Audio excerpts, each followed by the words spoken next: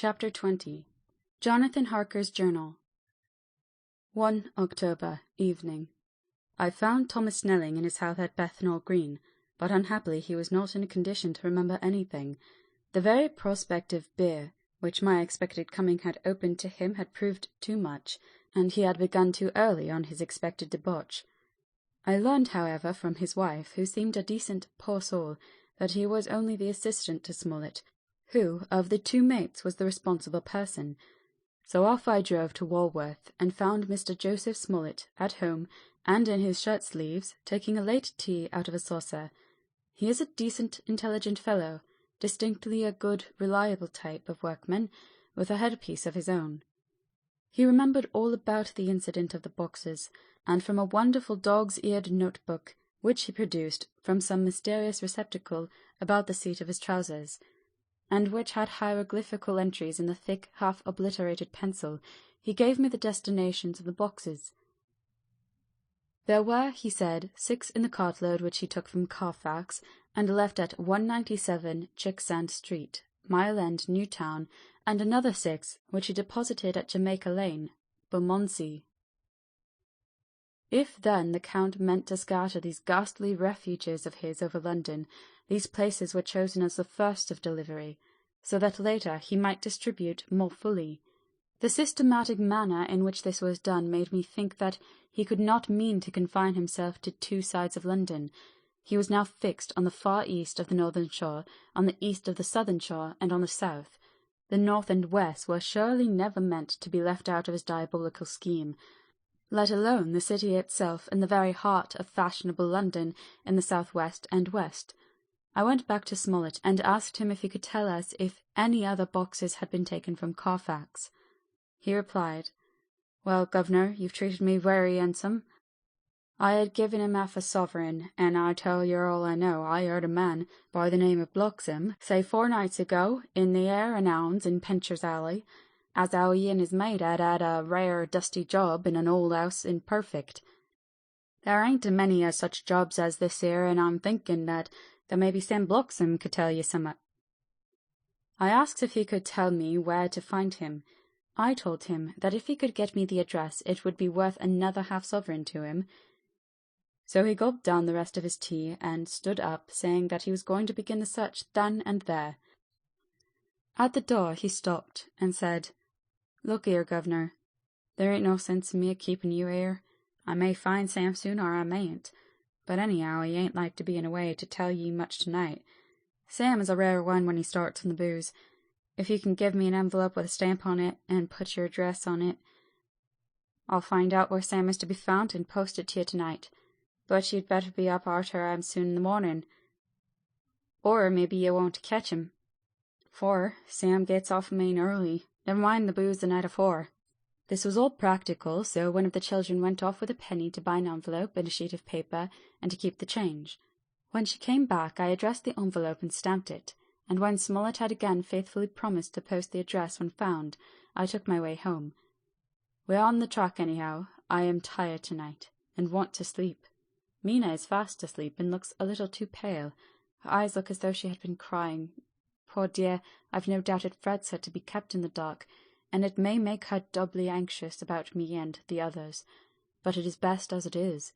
It is better to be disappointed and worried in such a way than to have her nerve broken. The doctors were quite right to insist on her being kept out of this dreadful business. I must be firm, for on me this particular burden of silence must rest. I shall not ever enter on the subject with her under any circumstances. Indeed, it may not be a hard task after all, for she herself has become reticent on the subject, and has not spoken of the Count or his doing ever since we told of our decision. 2 October, evening. A long and trying and exciting day. By the first post I got my directed envelope with a dirty scrap of paper enclosed, on which was written with a carpenter's pencil in a sprawling hand, "Sam Bloxham, Harker'S, 4 Potter's Court, Bartle Street, Walworth. Ask for the Depite." I got the letter in bed, and rose without waking Mina. She looked heavy and sleepy and pale, and far from well. I determined not to wake her, but that, when I should return from this new search, I would arrange for her going back to Exeter. I think she would be happier in her own home, with her daily tasks to interest her, than being here amongst us and in ignorance. I only saw Dr. Seward for a moment, and told him where I was off to, promising to come back and tell the rest so soon as I should have found out anything. I drove to Walworth, and found with some difficulty Potter's Court. Mr. Smollett's spelling misled me, as I asked for Potter's Court instead of Potter's Court. However, when I had found the court, I had no difficulty in discovering Corcoran's lodging-house. When I asked the man who came to the door for the depite, he shook his head and said, "I'd know him. There ain't no such a person here. I never heard of him in all my bloomin' days. Don't believe there ain't nobody of that kind living here or anywheres." I took out Smollett's letter, and, as I read it, seemed to me that the lesson of the spelling of the name of the court might guide me. "What are you?" I asked. "I'm the deputy," he answered. I saw at once that I was on the right track. Phonetic spelling had again misled me. A half-crown tip put the deputy's knowledge at my disposal, and I learned that Mr. Bloxam, who had slept off the remains of his beer on the previous night at Corcoran's, had left for his work at Poplar at 5 o'clock that morning. He could not tell me where the place of work was situated, but he had a vague idea that it was some kind of a new-fangled warehouse, and with this slender clue I had to start for Poplar. It was 12 o'clock before I got any satisfactory hint of such a building, and this I got at a coffee shop where some workmen were having their dinner. One of these suggested that there was being erected at Cross Angel Street a new cold storage building, and as this suited the condition of a new-fangled warehouse, I at once drove to it. An interview with a surly gatekeeper and a surlier foreman, both of whom were appeased with the coin of the realm, put me on the track of Bloxam. He was sent for on my suggesting that I was willing to pay his day's wages to his foreman for the privilege of asking him a few questions on a private matter. He was a smart enough fellow, though rough of speech and bearing. When I had promised to pay for his information and given him an earnest, he told me that he had made 2 journeys between Carfax and a house in Piccadilly, and had taken from his house to the latter 9 great boxes, main heavy ones, with a horse and cart hired by him for this purpose. I asked him if he could tell me the number of the house in Piccadilly, to which he replied, "Well, governor, I forgets the number, but it was only a few doors from a big white church, or something of the kind, but it was only a few doors down from a big white church, or something of the kind, not long built. It was a dusty old house, too, though nothing to the dustiness of the house we took the bloomin' boxes from." "How did you get into the houses if they were both empty?" "There was the old party what engaged me a waiting in the house at Purfleet. He helped me to lift the boxes and put them in the dray. Curse me, but he was the strongest chap I ever struck, and him an old feller, with a white moustache, one that thin you think he couldn't throw a shatter." How this phrase thrilled through me. "Why, he took up his end of the boxes like they was pounds of tea, and me a puffin' and a blowin' afore I could up-bend mine anyhow, and I'm no chicken neither." "How did you get into the house in Piccadilly?" I asked. "He was there too. He must have started off and got there afore me, for when I rung of the bell he came and opened the door hisself and helped me to carry the boxes into the hall." "The whole 9?" I asked. "Yus. There was 5 in the first load and 4 in the second. It was main dry work, and I don't so well remember how I got home." I interrupted him. "Were the boxes left in the hall?" "Yus. It was a big hole, and there was nothing else in it." I made one more attempt to further matters. "You didn't have any key?" "Never used no key nor nothink. The old gent he opened the door hisself and shut it again when I drove off. Don't remember the last time, but that was the beer." "And you can't remember the number of the house?" "No, sir, but you needn't have no difficulty about that.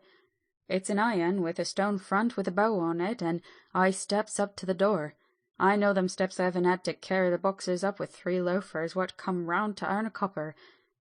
The old gent give them shillings, and they seeing they got so much they wanted more, but he took one of them by the shoulder and was like to throw him down the steps till the lot of them went away cussing." I thought that with this description I could find the house, so, having paid my friend for his information, I started off for Piccadilly. I had gained a new painful experience. The Count could, it was evident, handle the earth boxes himself. If so, Time was precious, for, now that he had achieved a certain amount of distribution, he could, by choosing his own time, complete the task unobserved. At Piccadilly Circus I discharged my cab and walked westward. Beyond the Junior Constitutional I came across the house described, and was satisfied that this was the next of the layers arranged by Dracula. The house looked as though it had been long untenanted. The windows were encrusted with dust, and the shutters were up. All the framework was black with time, and from the iron the paint had mostly scaled away. It was evident that, up to lately, there had been a large notice-board in front of the balcony. It had, however, been roughly torn away, the uprights which had supported it still remaining. Behind the rails of the balcony I saw that there were some loose boards, whose raw edges looked white. I would have given a good deal to have been able to see the notice-board intact, as it would, perhaps, have given some clue to the ownership of the house. I remembered my experience of the investigation and purchase of Carfax, and I could not but feel that if I could find the former owner, there might be some means discovered of gaining access to the house. There was at present nothing to be learned from the Piccadilly side, and nothing could be done, so I went round to the back to see if anything could be gathered from this quarter. The mews were active, the Piccadilly houses being mostly in occupation. I asked one or two of the grooms and helpers whom I saw around if they could tell me anything about the empty house. One of them said that he heard it had lately been taken, but he couldn't say from whom. He told me, however, that up to very lately there had been a notice-board of "For Sale" up, and that perhaps Mitchell, Sons and Candy, the house agents, could tell me something, as he thought he remembered seeing the name of that firm on the board. I did not wish to seem too eager, or to let my informant know or guess too much, so thanking him in the usual manner, I strolled away. It was now growing dusk, and the autumn night was closing in, so I did not lose any time. Having learned the address of Mitchell, Sons and Candy from a directory at the Berkeley, I was soon at their office in Sackville Street. The gentleman who saw me was particularly suave in manner, but uncommunicative in equal proportion. Having once told me that the Piccadilly house, which throughout our interview he called a mansion, was sold, he considered my business as concluded. When I asked who had purchased it, he opened his eyes a thought wider, and paused for a few seconds before replying. "It is sold, sir." "Pardon me," I said with equal politeness, "but I have a special reason for wishing to know who purchased it." Again he paused longer, and raised his eyebrows still more. "It is sold, sir," was again his laconic reply. "Surely," I said, "you do not mind letting me know so much?" "But I do mind," he answered. "The affairs of their clients are absolutely safe in the hands of Mitchell, Sons and Candy." This was manifestly a prig of the first water, and there was no use arguing with him. I thought I had best meet him on his own ground, so I said, "Your clients, sir, are happy in having so resolute a guardian of their confidence. I am myself a professional man." Here I handed him my card. In this instant I am not prompted by curiosity. I act on the part of Lord Godalming, who wishes to know something of the property which was, he understood, lately for sale. These words put a different complexion on affairs. He said, "I would like to oblige you if I could, Mr. Harker, and especially would like to oblige his lordship. We once carried out a small matter of renting some chambers for him when he was the Honourable Arthur Holmwood. If you will let me have his lordship's address, I will consult the house on the subject, and will, in any case, communicate with his lordship by tonight's post. It will be a pleasure if we can so far deviate from our rules as to give the required information to his lordship." I wanted to secure a friend, and did not make an enemy, so I thanked him, gave the address at Dr. Seward's, and came away. It was now dark, and I was tired and hungry. I got a cup of tea at the Aerated Bread Company, and came down to Purfleet by the next train. I found all the others at home. Mina was looking tired and pale, but she made a gallant effort to be bright and cheerful. It wrung my heart to think that I had had to keep anything from her, and so caused her inquietude. Thank God this will be the last thing of her looking on our conferences, and feeling the sting of our not showing her confidence. It took all my courage to hold to the wise resolution of keeping her out of our grim task. She seems somehow more reconciled, or else the very subject seems to have become repugnant to her, for when any accidental allusion is made, she actually shudders. I am glad we made our resolution in time. as with such a feeling as this, our growing knowledge would be torture to her. I could not tell the others of the day's discovery till we were alone, so after dinner, followed by a little music to save appearances even amongst ourselves, I took Mina to her room, and left her to go to bed. The dear girl was more affectionate with me than ever, and clung to me as though she would detain me, but there was much to be talked of, and I came away. Thank God the ceasing of telling things has made no difference between us. When I came down again, I found the others all gathered round the fire in the study. In the train I had written my diary so far, and simply read it off to them as the best means of letting them get abreast of my own information. When I had finished, Van Helsing said, "This has been a great day's work, friend Jonathan. Doubtless we are on the track of the missing boxes. If we find them all in that house, then our work is near the end. But if there be some missing, we must search until we find them. Then shall we make our final coup, and hunt the wretch to his real death." We all sat silent a while, and all at once Mr. Morris spoke. "Say, how are we going to get into that house?" "We got into the other," answered Lord Godalming quickly. "But, Art, this is different. We broke house in Carfax, but we had night and a walled park to protect us. It will be a mighty different thing to commit burglary in Piccadilly, either by day or night. I confess I don't see how we are going to get in unless that agency duck can find us a key of some sort. Perhaps we shall know when you get his letter in the morning." Lord Godalming's brows contracted, and he stood up and walked about the room.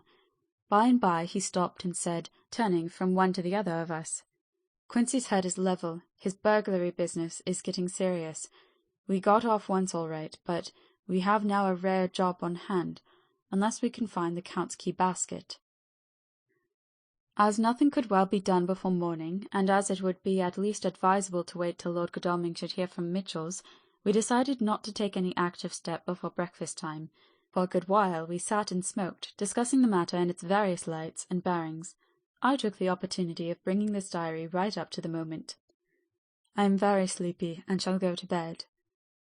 Just a line. Mina sleeps soundly, and her breathing is regular. Her forehead is puckered up into little wrinkles, as though she thinks even in her sleep. She is still too pale, but it does not look so haggard as she did this morning.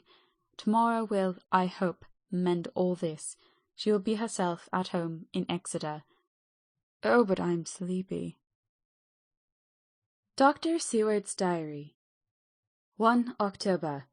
I am puzzled afresh about Renfield.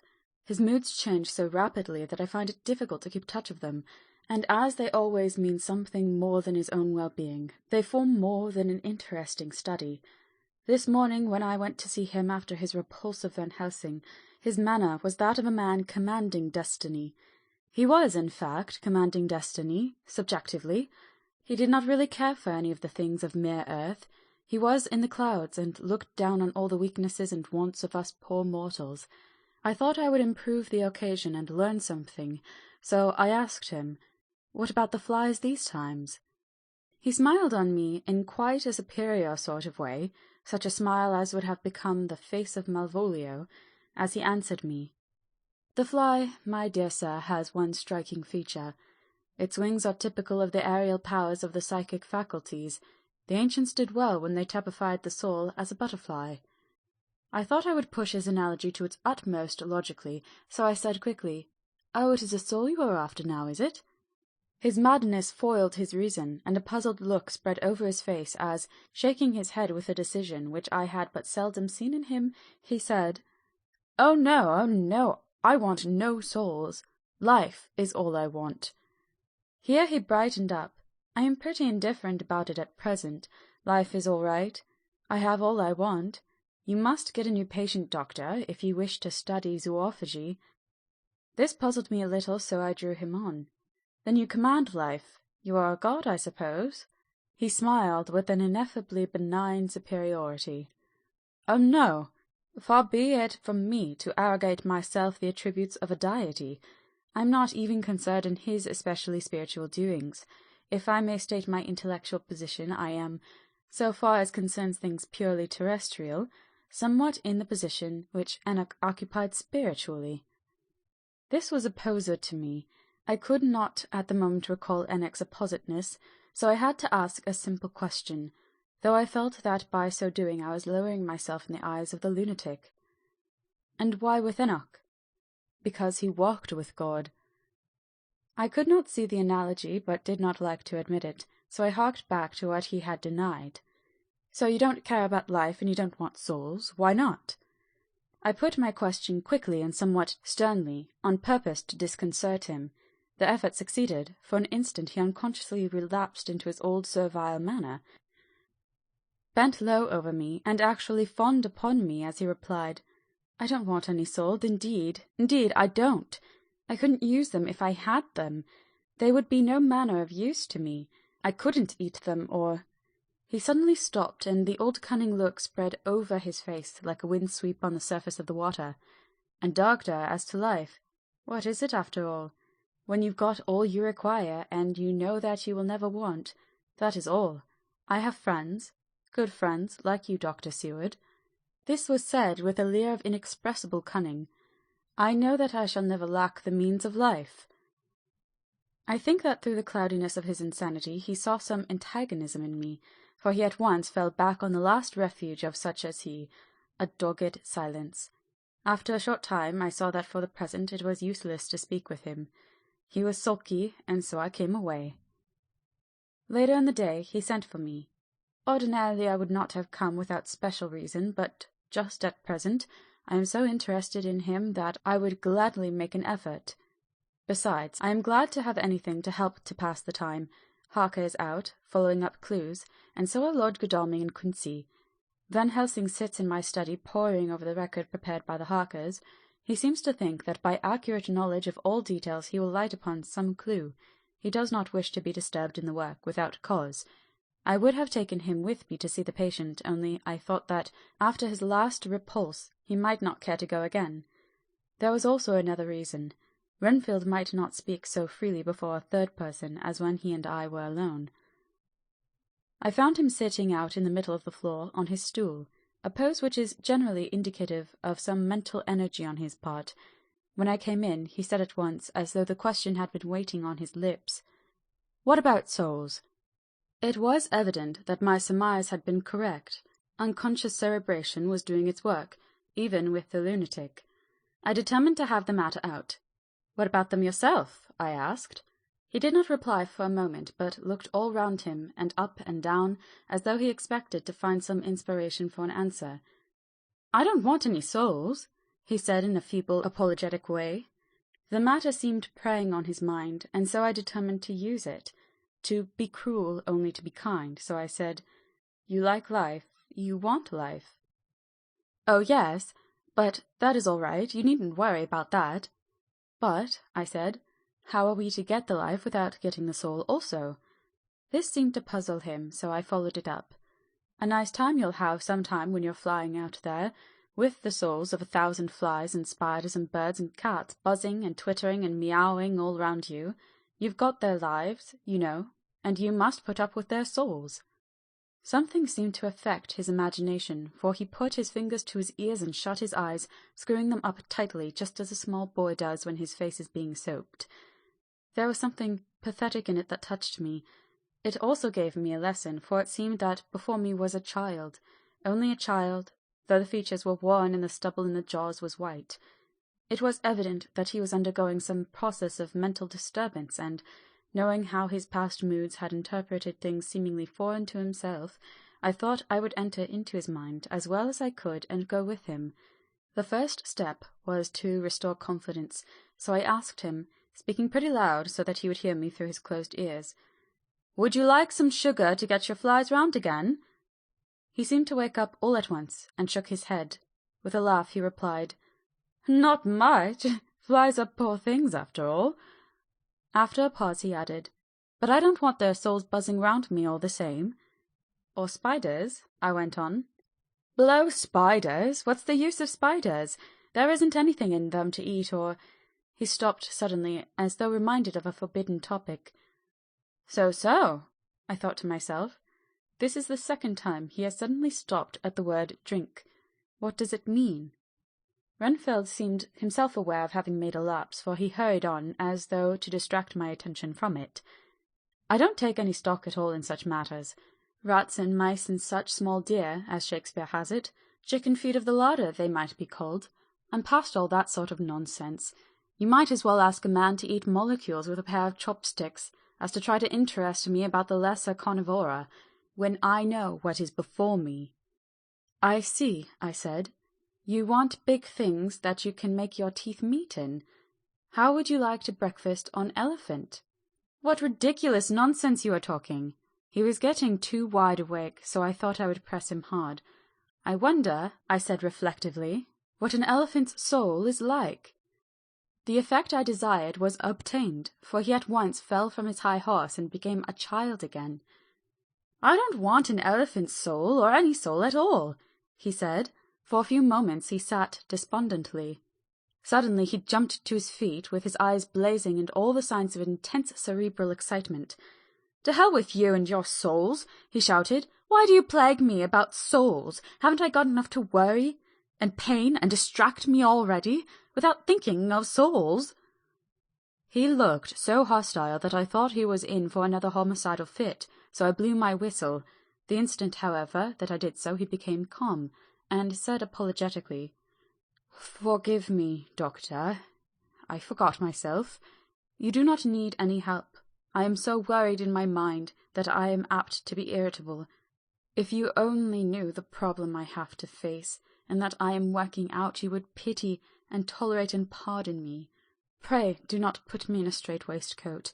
I want to think, and I cannot think freely when my body is confined. I am sure you will understand." He had evidently self-control, so when the attendants came, I told them not to mind, and they withdrew. Renfield watched them go. When the door was closed, he said, with considerable dignity and sweetness, "Dr. Seward, you have been very considerate towards me. Believe me that I am very, very grateful to you." I thought it well to leave him in his mood, and so I came away. There is certainly something to ponder over this man's state. Several points seem to make that the American interviewer calls a story, if one could only get them in proper order. Here they are. Will not mention drinking. Fears the thought of being burdened with the soul of anything. Has no dread of wanting life in the future. Despises the meaner forms of life altogether, though he dreads being haunted by their souls. Logically, all these things point one way. He has assurance of some kind that he will acquire some higher life. He dreads the consequence, the burden of a soul. Then it is a human life he looks to. And the assurance? Merciful God! The Count has been to him, and there is some new scheme of terror afoot. Later. I went after my round to Van Helsing and told him of my suspicion. He grew very grave, and after thinking the matter over for a while, asked me to take him to Renfield. I did so, and as we came to the door we heard the lunatic within singing gaily, as he used to do in the time which now seems so long ago. When we entered, we saw with amazement that he had spread out his sugar as of old. The flies, lethargic with the autumn, were beginning to buzz into the room. We tried to make him talk of the subject of our previous conversation, but he would not attend. He went on with his singing, just as though we had not been present. He had got a scrap of paper and was folding it into a note-book. We had to come away as ignorant as we went in. He is a curious case indeed. We must watch him tonight. Letter. Mitchell, Sons and Candy to Lord Godalming. 1st October. My lord, we are at all times only too happy to meet your wishes. We beg, with regard to the desire of your lordship expressed by Mr. Harker on your behalf, to supply the following information concerning the sale and purchase of No. 347 Piccadilly. The original vendors are the executors of the late Mr. Archibald Winter Suffield. The purchaser is a foreign nobleman, Count de Ville, who effected the purchase, himself paying the purchase money in notes over the counter, if your lordship will pardon us using so vulgar an expression. Beyond this we know nothing whatever of him. We are, my lord, your lordship's humble servants, Mitchell, Sons and Candy. Dr. Seward's Diary. 2nd October. I placed a man in the corridor last night, and told him to make an accurate note of any sound he might hear from Renfield's room, and gave him instructions that if there should be anything strange he was to call me. When we had all gathered round the fire in the study, Mrs. Harker having gone to bed, we discussed the attempts and discoveries of the day. Harker was the only one who had any result, and we are in great hopes that his clue may be an important one. Before going to bed, I went round to the patient's room and looked in through the observation trap. He was sleeping soundly, and his heart rose and fell with regular respiration. This morning the man on duty reported to me that a little after midnight he was restless, and kept saying his prayers somewhat loudly. I asked him if that was all. He replied that it was all he heard. There was something about his manner so suspicious that I asked him point-blank if he had been asleep. He denied sleep, but admitted to having dozed for a while. It is too bad that men cannot be trusted unless they are watched. Today, Harker is following up his clue, and Art and Quincy are looking after horses. Godalming thinks that it will be well to have horses always in readiness, for when we get the information we seek there will be no time to lose. We must sterilize all the imported earth between sunrise and sunset. We shall thus catch the Count at his weakest, and without a refuge to fly to. Van Helsing is off to the British Museum looking up some authorities on ancient medicine. The old physicians took account of things which their followers do not accept, and the professor is searching for witch and demon cures which may be useful to us later. I sometimes think we must be all mad, and that we shall wake to sanity in strait waistcoats. Later. We have met again. We seem at last to be on the track, and our work of tomorrow may be the beginning of the end. I wonder if Renfield's quiet has anything to do with this. His moods have so followed the doings of the Count that the coming destruction of the monster may be carried to him in some subtle way. If we could only get some hint as to what passed in his mind between the time of my argument with him today and his resumption of fly-catching, it might afford us a valuable clue. He is now seemingly quiet for a spell. Is he— That wild yell seemed to come from his room. The attendant came bursting into my room and told me that Renfield had somehow met with some accident. I had heard him yell, and, when he went to him, found him lying on his face on the floor, all covered with blood. I must go at once. End of chapter 20.